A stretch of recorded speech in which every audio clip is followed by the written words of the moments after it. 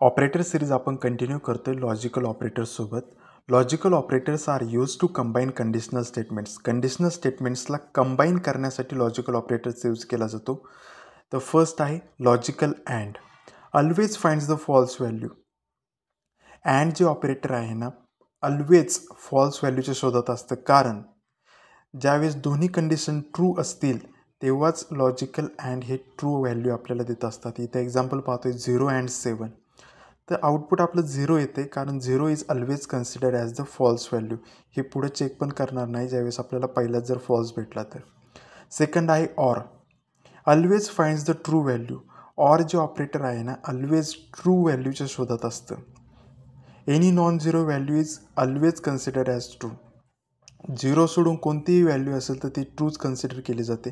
Example आहे 7 और 1. आता तुम्ही इथे म्हणता 7 आणि 1 दोन्ही पण नॉन झिरो व्हॅल्यूज आहेत, पण ज्यावेळेस हे फर्स्ट व्हॅल्यू चेक करतं 7 ही नॉन झिरो आहे, ती इथेच ट्रू आपल्याला आन्सर भेटते, ते पुढं चेक पण करणार नाही.